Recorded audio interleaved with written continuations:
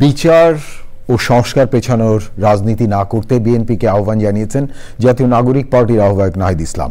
তিনি বলেন, নির্বাচনে অংশগ্রহণ করতেই রাজনৈতিক দল গঠন করেছেন তারা।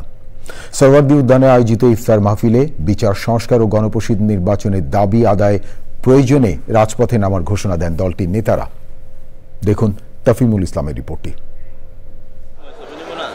জাতীয় নাগরিক পার্টির কেন্দ্রীয় নেতাদের অংশগ্রহণে জুলাই অভ্যুত্থানের আহত যোদ্ধা ও শহীদ পরিবারের সদস্যদের নিয়ে ইফতার ও দোয়া মাহফিল। বিচারের আগে কোনো নির্বাচন নয় বলে হুঁশিয়ারি দেন অভ্যুত্থানের শহীদ পরিবারের সদস্যরা। একই সুরে কথা বলেন জাতীয় নাগরিক পার্টির কেন্দ্রীয় নেতারা। আমরা চাই আগে আমাদের বিচার না হওয়া পর্যন্ত কোনো নির্বাচন এই দেশে হবে না।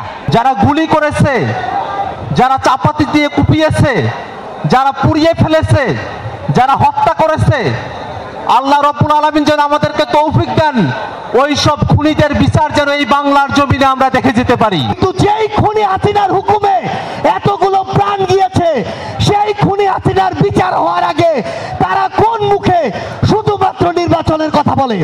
যেই সংবিধানের কারণে আমাদের এতগুলা ভাই শহীদ হয়েছে, এতগুলা ভাই মৃত্যুবরণ করেছে, সেই সংবিধানকে আমাদেরকে ছুঁড়ে ফেলে দিয়ে নতুন একটি আমাদেরকে সংবিধান বানাতে হবে। প্রথম চাওয়া নতুন বাংলাদেশে একটা স্বাধীন বিচার ব্যবস্থা, যেই বিচার ব্যবস্থা মানুষের, যে কোনো সাধারণ মানুষের বিচার নিশ্চিত করবে।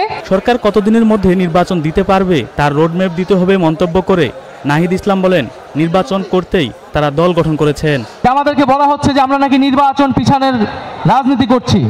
খুব পরিষ্কারভাবেই বলতে চাই, পাল্টা কথা আপনাদেরকে বলতে চাই যে আপনারা বিচার ও সংস্কার পিছানোর রাজনীতি করবেন না। বিচার ও সংস্কারের প্রতি ঐক্যমত পোষণ করুন।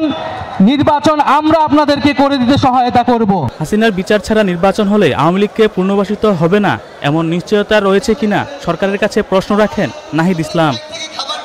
তাফিমুল ইসলাম, চ্যানেল আই, ঢাকা।